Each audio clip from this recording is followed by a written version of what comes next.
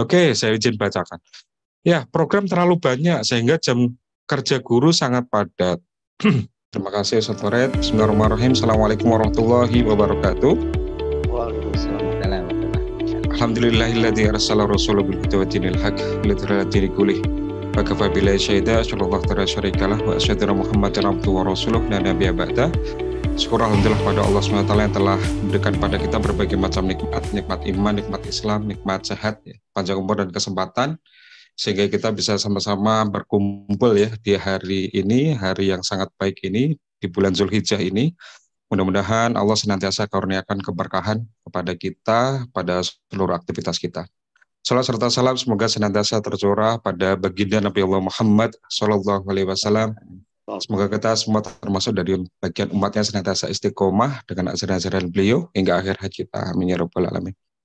Selamat pagi Bapak Ibu sekalian. Pagi. Alhamdulillah. Pagi, Ustaz. Senang sekali hari ini bisa membersamai ya Bapak Ibu semua di Zoom meeting hari ini ya. Kita bersama-sama dengan JSIT ya hari ini. Selain tidak hanya untuk memperingati milad JSIT yang sudah ke-20 ya, ini kita juga berharap agar bisa sama-sama membersamai Bapak Ibu sekalian untuk menyambut tahun ajaran baru gitu ya. Sehingga harapannya materi-materi yang nanti akan sama-sama kita bahas ini memberikan satu wawasan penting, memberikan satu inspirasi penting ya, agar kita bisa meng-create lebih banyak inovasi-inovasi dalam konteks dunia pendidikan. Bicara tentang inovasi, Bapak Ibu sekalian, ya seperti tadi sudah dibawakan dengan sangat baik oleh Ibu Ruqoyah, ya bahwa barang-barang yang ada di sekitar kita saat ini itu sejatinya adalah produk-produk inovasi. Kita pernah terbayang nggak Bapak Ibu, ya ketika kita bicara tentang bohlam, ya lampu bohlam yang ada di atas kita itu. Kalau tahun 1870-an, ya Thomas Alva Edison saat itu tidak menemukan bohlam, maka yang terjadi bisa jadi saat ini kita masih gelap gulita. Oke. Lalu kemudian apa yang mendasari Thomas Alva Edison pada saat itu beliau menciptakan lampu bohlam? Gitu. Kalau ditanya, bisa jadi saat itu belum ada cahaya. Enggak juga, karena saat itu sudah ada obor. Bapak Ibu sekalian, saat itu sudah ada api, gitu kan. Cuman yang ada saat itu adalah api itu cenderung berbahaya, cenderung khawatir ketika jatuh maka akan menimbulkan kerusakan yang lebih besar lagi. Maka Edison dan kawan-kawan pada akhirnya bereksplorasi untuk menemukan hal-hal baru yang pada akhirnya itu bisa menyelesaikan masalah-masalah yang ada saat itu. Ya. Lalu kemudian Mas Nadiem ya tempo hari saat beliau ada di Gojek, kalau kita ingin tanya, loh, kenapa harus ada ojek online misalkan? Kenapa harus ada ojek online? Apakah saat itu tidak ada alat transportasi yang berupa ojek? Jawabannya ada, ya gitu. Jawabannya ada. Apa itu? Ojek pangkalan kan gitu. Lalu kemudian apakah dengan adanya ojek pangkalan itu semua hal terpecahkan atau semua hal selesai? Ternyata banyak kegelisahan dan kegundahan juga kan saat itu kan. Oke, harga yang tidak pasti, lalu kita harus jalan dulu sampai ke pertigaan atau perempatan gitu ya. Lalu terkait dengan karena kita tidak kenal ya urusannya dengan keamanan dan lain sebagainya gitu ya. Sehingga eksplorasi itu yang pada akhirnya menemukan satu terobosan baru yang namanya ojek online gitu. Sehingga adanya Thomas Alva Edison, adanya Gojek apps dan kawan-kawannya ya, dan semua beraneka macam inovasi yang ada di sekitar kita pada dasarnya adalah untuk senantiasa grow, senantiasa tumbuh, senantiasa menyelesaikan permasalahan, senantiasa menyelesaikan persoalan. Gitu ya Bapak Ibu sekalian ya. Nah, ini terkait dengan ini ada ini salah satu inspirasi yang menarik saya kira ya. Jadi Tim Brown itu Bapak Ibu sekalian di Harvard Business Review, beliau nulis itu tentang design thinking ini. Saya masih ada tulisannya, nanti kalau Bapak Ibu pernah akan saya sharekan. Di tahun 2008 ya. Jadi basisnya adalah tidak hanya menyelesaikan masalah, tidak hanya membuat terobosan, tapi juga berorientasi kepada manusia. Jadi ada istilahnya itu human centered needs gitu ya. Jadi Tim Brown ini yang saat ini menjadi CEO di IDEO ya. IDEO itu merupakan salah satu 10 perusahaan terinovatif di dunia, gitu ya. Kalau boleh spoiler, bicara tentang design thinking ini nanti kita akan melibatkan beberapa keyword ya Bapak Ibu ya. Yang pertama adalah tentang mindset. Ya, jadi bicara tentang design thinking yang pertama adalah mindset. Jadi bagaimana cara kita ngelola, ya terutama kita ingin mendapatkan satu hal-hal baru. Itu kan hubungannya dengan mindset kita. Bisa jadi kemarin kita nyaman dengan apa namanya obor ya kan, sama kayak Thomas Alva Edison di abad ke-19, tapi pertanyaannya ada hal-hal lain lagi nggak yang bisa kita upayakan jadi lebih baik gitu kan, sehingga itu kita harus rubah tuh mindset kita itu, sehingga ketemulah bolam kan. Begitu juga dengan apa-apa yang sekarang kita dapati ya, sekarang kita lakukan, sekarang kita miliki ya. Jadi kalau kita ingin terobos yang lebih bagus lagi, yaitu bicara yang pertama adalah poin tentang mindset. Kita juga harus growth itu ya, mindset kita untuk tumbuh terus. Yang keduanya bicara tentang design thinking, ada keyword yang kedua yaitu tentang kolaborasi. Gitu ya. Jadi nanti akan ada perspektif dari berbagai macam sudut pandang ya, sudut pandang latar belakang keilmuan. Yang ketiganya tentang problem solving, lalu kemudian ada tentang eksperimental karena kita nanti akan trial, lalu yang kemudian adalah lintas disiplin gitu ya. Oke. Tadi sudah dikenalkan sebentar ya, nama saya Dedi Setia Afrianto ya.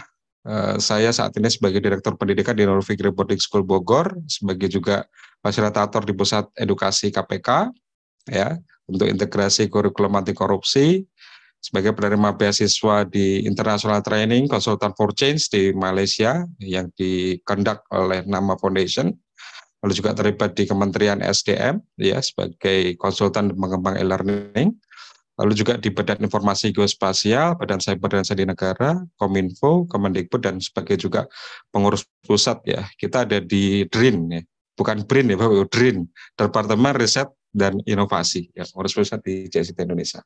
Salam kenal ya Bapak Ibu semua yang baru ketemu, beberapa catatan perjalanan saya sebagai guru dan juga sebagai pendidik ya. Di buku pertama, kedua, dan ketiga ini catatan perjalanan tentang bagaimana mengupayakan teknologi ya di dalam ranah pendidikan dan pembelajaran. Ini saat masa COVID kemarin. Lalu kemudian catatan saya di media massa, baik itu di Republika, di Media Indonesia, di Detikcom, ya, di Republika Online, dan juga kemarin nih akhir Mei ya, setelah dapat tugas dari IPB untuk ke Jepang, akhirnya saya coba tuliskan ya beberapa perspektif yang saya kira menarik untuk bisa dibagikan kepada teman-teman semua ya dari negeri samurai. Nah, ada 5 poin penting yang nanti akan kita sama-sama bahas. Yang pertama adalah latar belakang, lalu kita akan bahas dari sisi why, what, wow-nya, lalu ada tahapannya. Saya sampaikan juga contoh implementasi agar lebih mudah nanti untuk bisa dipraktekkan. Yang terakhir adalah kesimpulan nanti ya. Nah, Bapak Ibu sekalian, bicara tentang sekolah atau lembaga pendidikan yang sampai dengan saat ini kita bernaung di dalamnya, ini bicara tentang entitas yang sedemikian istimewa gitu ya Bapak Ibu. Tidak hanya berfungsi untuk menumbuhkan berbagai macam potensi siswa dengan berbagai macam kelebihan-kelebihan yang mereka miliki gitu ya, namun juga sekolah ini juga kalau kita sadari ini sebenarnya dia juga mengembangkan kapasitas kita sebagai guru. Sepakat atau tidak sepakat? Dulu awal-awal mungkin kita jadi guru baru pertama kali fresh graduate gitu ya. Terus pada akhirnya oke, kita belajar dari teman-teman kita yang lain dan yang lebih senior, dari guru yang lain lebih senior gitu ya. Kita belajar, kita nyobain gitu kan berbagai macam metode, teknik gitu. Dan pada akhirnya kita lambat laun kita juga tumbuh kan gitu. Begitu juga dengan secara masif teman-teman kita yang lain gitu ya. Sehingga pada dasarnya sekolah itu menumbuhkan, mengembangkan SDM dan organisasi. Jadi makin tumbuh organisasi yang ada di lembaga kita, makin tumbuh sekolah kita. Pada dasarnya adalah siswanya tumbuh, guru-gurunya tumbuh, dan organisasi juga tumbuh. Namun dalam perjalanannya, ya, dalam perjalanan pertumbuhan itu, tentu saja kan tidak jarang ya ditemukan hambatan. Kalau kita bisa bilang keterbatasan, ya. Keterbatasan apa nih? Oh, sumber daya manusia. Keterbatasan apa nih? Oh, sumber pendanaan. Keterbatasan apa nih? Ruang. Keterbatasan waktu, ya, keterbatasan berbagai macam hal yang kita miliki, gitu ya.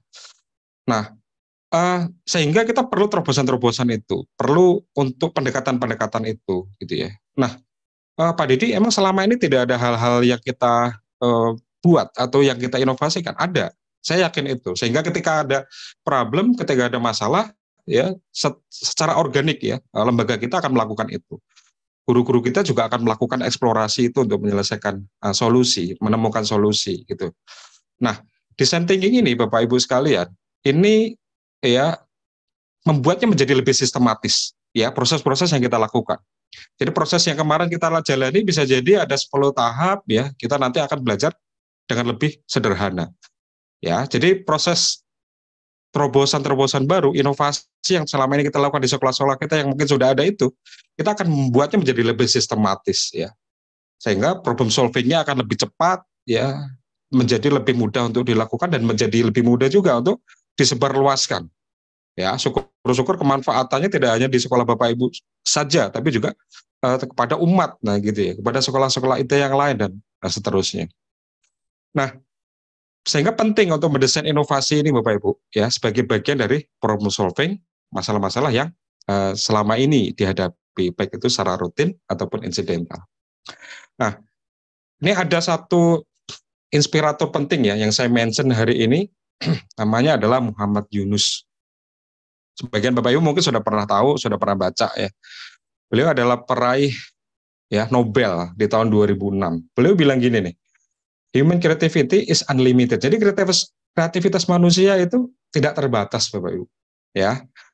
Jadi beliau memiliki banyak sekali terobosan-terobosan. Beliau itu adalah seorang bankir di Bangladesh, di mana kita tahu bahwa Bangladesh itu mayoritas Islam, ya. Namun ada hal-hal yang secara ekonomi, ya, mereka memang butuh terus-menerus untuk kita bantu, ya.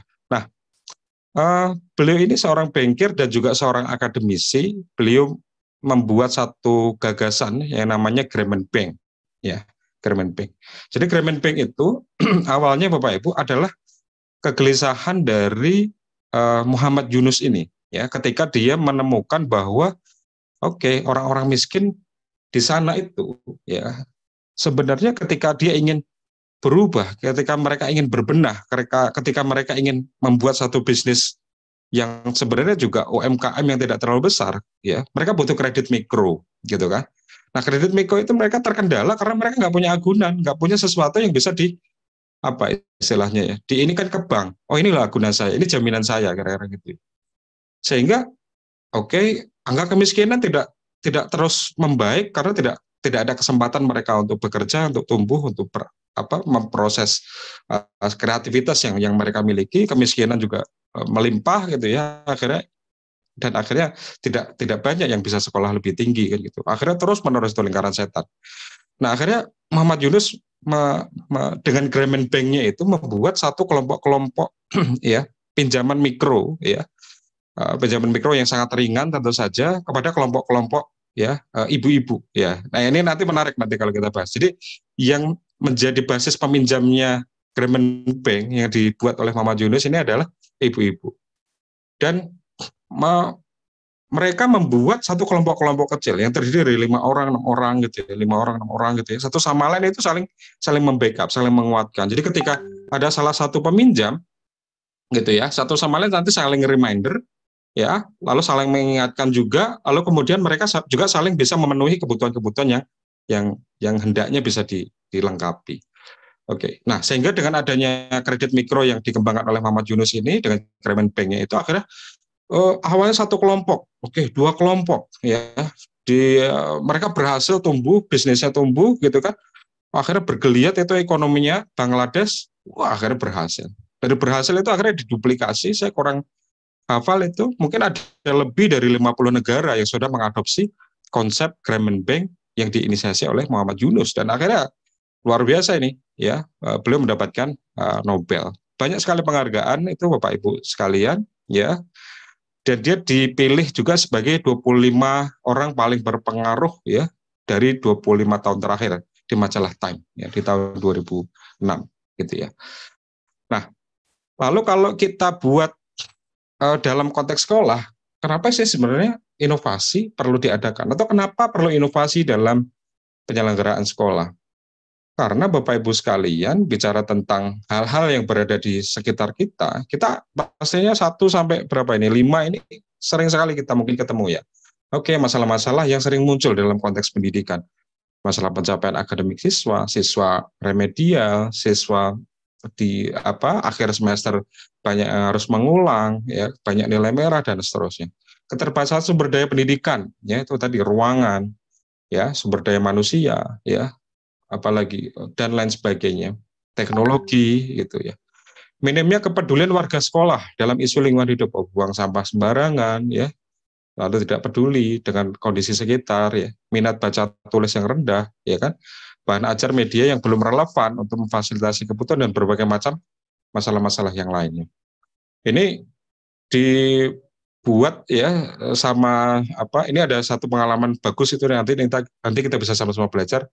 Wah, ini dari California, ya. Oke.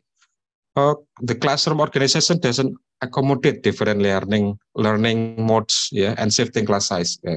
Communication with parents is not effective. Ya. Komunikasi dengan orang tua, gitu kan.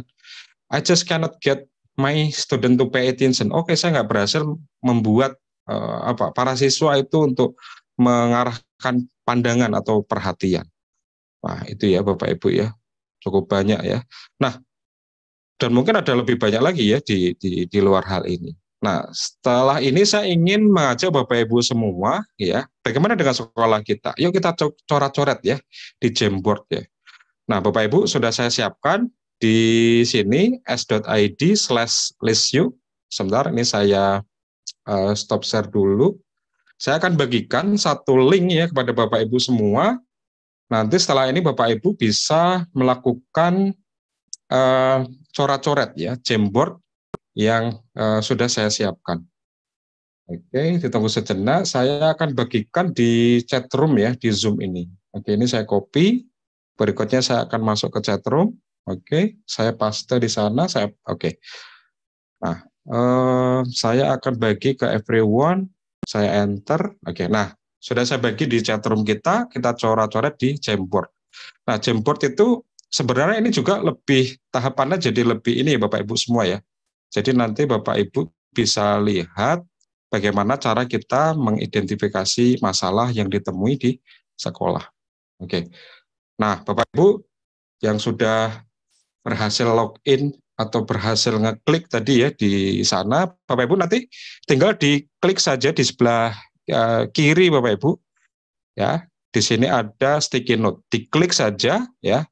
Misalkan masalah tentang masalah tentang pembelajaran yang kurang dipahami.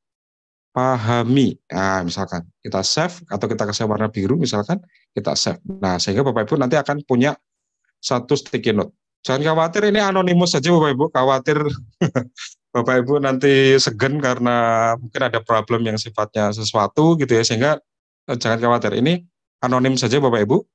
Nah, oke, terima kasih, belum terbentuknya budaya antri. Saya izin rapikan ya Bapak Ibu ya, biar kita bisa lebih baca enak gitu ya. Oke, sebelah kiri Bapak Ibu lewat sticky note ini, sebelah kiri bisa mulai. Oke, terima kasih. Guru kurang disiplin dalam kehadiran. Oke. Terima kasih Bapak Ibu. Nah, tingkat konsentrasi dan semangat belajar siswa, latar belakang kemampuan siswa berbeda. Oke, penggunaan media, konsistensi. Keren. Oke, udah mulai banyak nih. Bapak Ibu langsung rapikan sendiri ya. Nggak perlu saya rapikan. Oke, tapi gedenya proporsional dan tutupi teman kita yang lain ya. Oke, terima kasih Bapak Ibu. Oke, saya izin bacakan. Ya, program terlalu banyak sehingga jam kerja guru sangat padat. Oke, thank you Bapak Ibu. Berikutnya ada yang hijau. Masalah tentang kurangnya minat dalam lari kemana tadi mau dibaca. Minat terhadap pelajaran. Oke. Penggunaan media sosial pada siswa kelas 5 dan 6. Oke. Kemudian terbatasnya lahan terbuka. Lah, cakep ini. Ini menjadi bagian dalam kita mengidentifikasi masalah seperti yang dialami oleh Alpha Edison tadi. Tahap pertama, sebelum kita melakukan inovasi, baik itu di pembelajaran diferensiasi atau dalam konteks-konteks yang lain, adalah kita clear melihat masalah itu. Itu Bapak Ibu ya. Oke, monggo dituliskan. pembelajaran yang menarik kurang disajikan. Oke, rendahnya minatnya warnanya nggak harus kuning Bapak Ibu, bebas warnanya. Oke, silakan.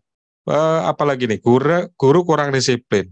Oke, Bapak Ibu yang lain, monggo ya sambil ditunggu ya bagi yang ingin coret-coret di situ. Sehingga ini adalah bagian pertama kita ya sebelum kita bisa nanti mendefinisikan ya tahap-tahap berikutnya dari inovasi kita. Nah, Bapak Ibu sekalian yang berbahagia, silakan dilanjutkan saja coret-coretnya tadi. Oke, saya akan share screen, lanjutkan yang tadi kita sudah bahas. Saya masuk ke share screen, lalu kemudian saya masuk ke sini. Oke, sudah kelihatan lagi ya. Baik, monggo bagi yang mau melanjutkan coret-coretnya tadi. Ya, nah saya lihat tadi Bapak Ibu ada yang menuliskan tentang keterbatasan ruang. Itu saya kira menjadi bagian yang penting juga untuk nanti kita carikan ya bagaimana solusinya.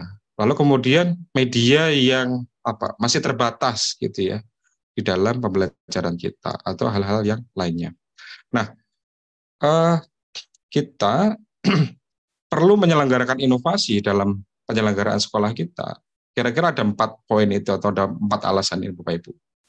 Yang pertama adalah tentu saja bicara tentang sekolah ya tidak bisa dijauhkan dengan bagaimana memastikan kualitas pendidikan kita terus-menerus membaik.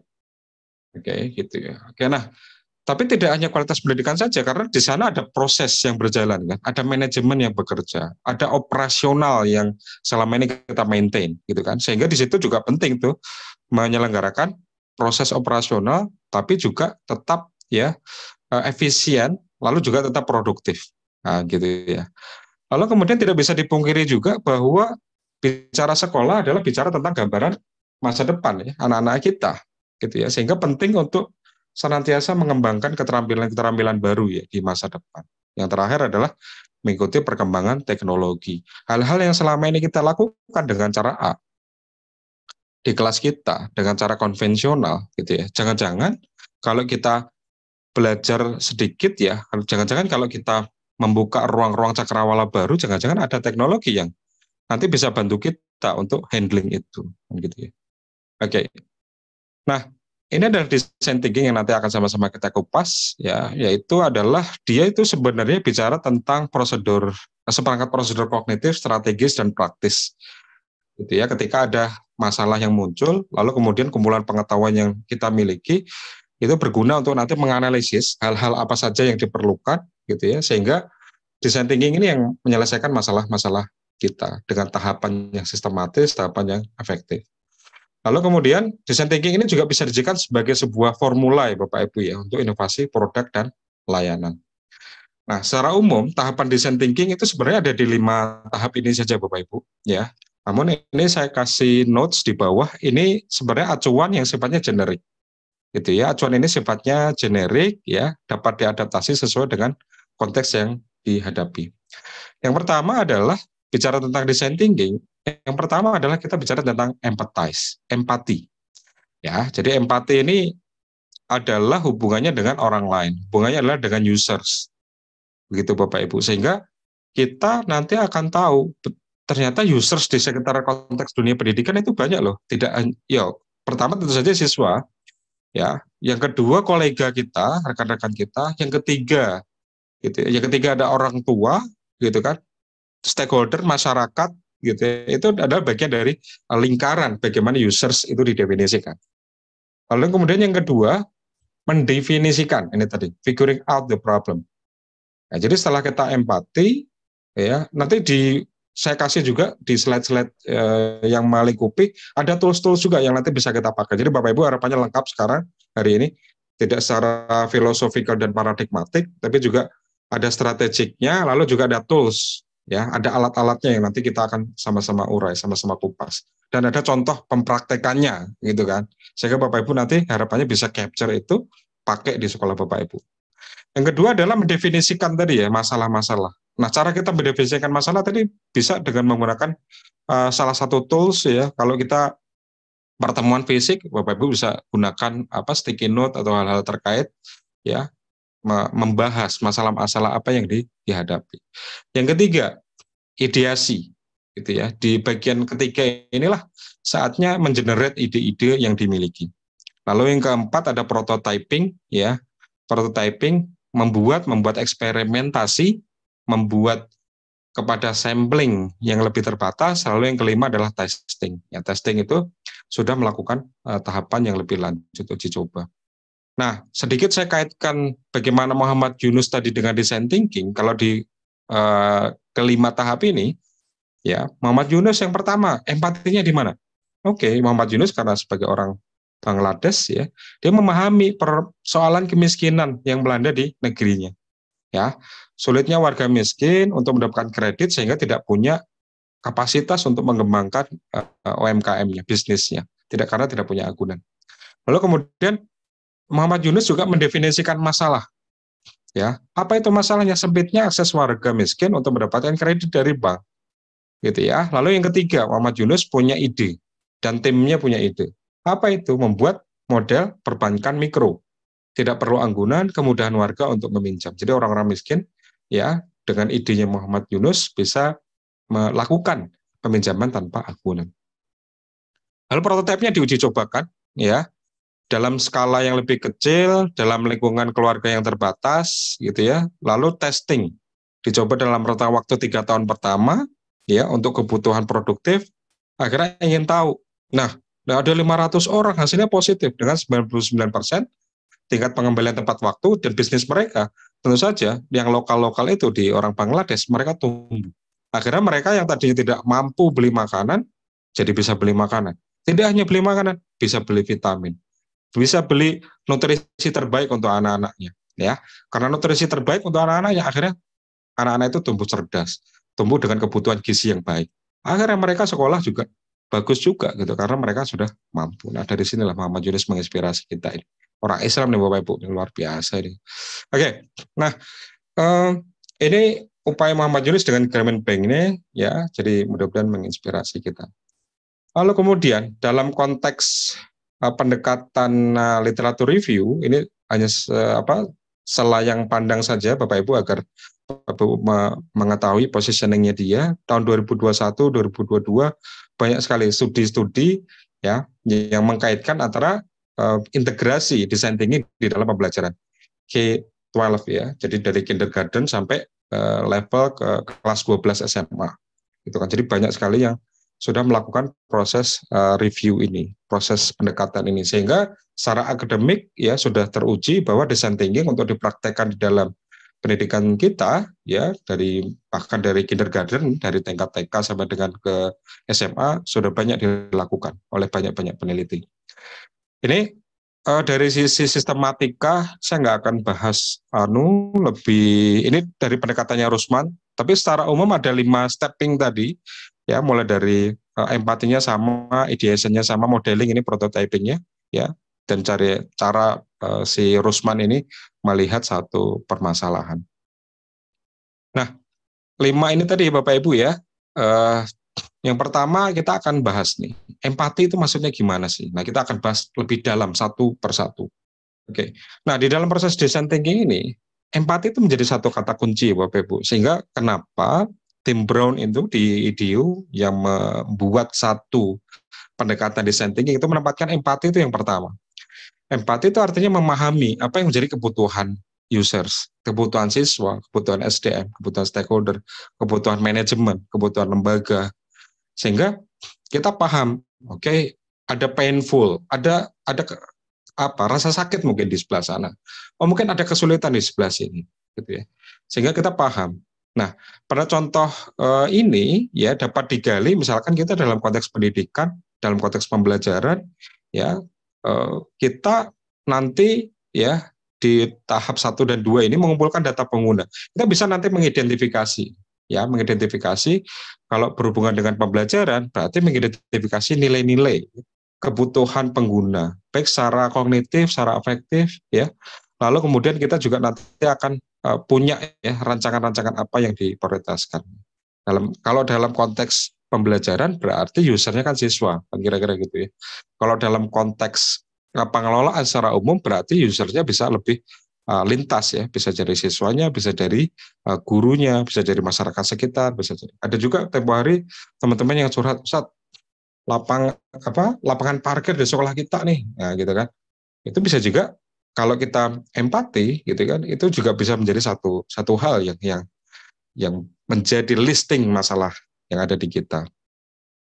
Oke, nah ini ada tools yang saya kira menarik Bapak Ibu. Sekali lagi tools ini bukan satu-satunya ya, tools ini banyak sekali ya yang Bapak Ibu nanti bisa gunakan, yang bisa gunakan untuk dalam rangka untuk menggali di tahap pertama, tahap empati tadi itu. Jadi saya ini memberikan kepada Bapak Ibu salah satu tools. Nah, tools yang lain boleh nggak Bapak Ibu?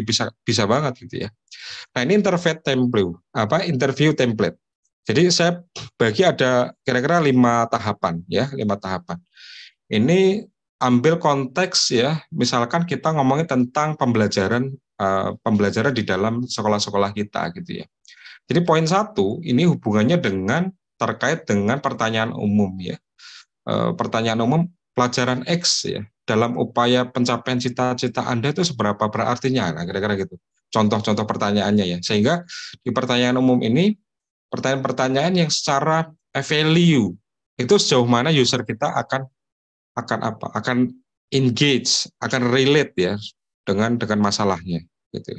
Lalu kemudian yang kedua pertanyaan tentang pengalaman ini di sini. Nah, pertanyaan tentang pengalaman itu bisa dikonstruk ya menjadi misalnya gini. Bagaimana karena pengalaman ya, bagaimana kesan Anda terkait dengan mapel X gitu kan. Hal-hal apa sih yang menarik ya dalam pembelajaran mapel X gitu ya. Lalu kemudian bagaimana sebaiknya ya di sisi lain pengalaman apa yang kurang menyenangkan. Nah gitu ya. Jadi ada hal yang menarik, ada hal yang kurang menyenangkan gitu ya. Nah, di bagian ketiga, pertanyaan khusus ini bisa jadi lebih spesifik. Karena tadi di nomor 2 ada bagian apa yang kurang menyenangkan atau bagian apa yang problem gitu ya. Bagian 3 kita bisa tanyakan, oke, pada hal yang lebih spesifik, di part mana seharusnya hal itu bisa diperbaiki, gitu ya, yang ketiga. Lalu kemudian yang keempat terkait dengan what if nih meta level. Nah, kita membuat satu challenge pertanyaan juga sebenarnya. Bagaimana jika selama ini modul belajar A gitu ya, kita kombinasikan dengan B. Nah, gitu. Jadi selama ini mungkin kita ada problem gitu ya di kelas-kelas anak-anak kinestetik gitu ya. Oh, di kelas anak-anak yang susah untuk bisa duduk tangan tenang, duduk bisa fokus, khusyuk gitu kan. Sehingga di poin 4 ini ya kita challenge ya bagaimana selama ini modul belajar A kita kombinasikan dengan modul B.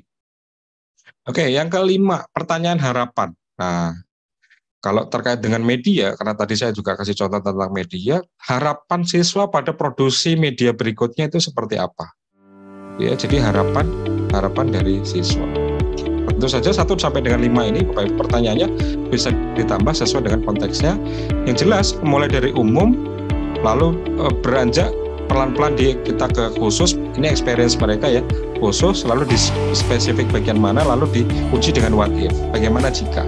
Lalu yang kelima adalah ada harapan-harapan yang terkait dengan spesifik hal yang ingin kita uji. Jadi konteksnya adalah dari umum ke khusus lebih spesifik. Ya, kira-kira gitu di poin pertama.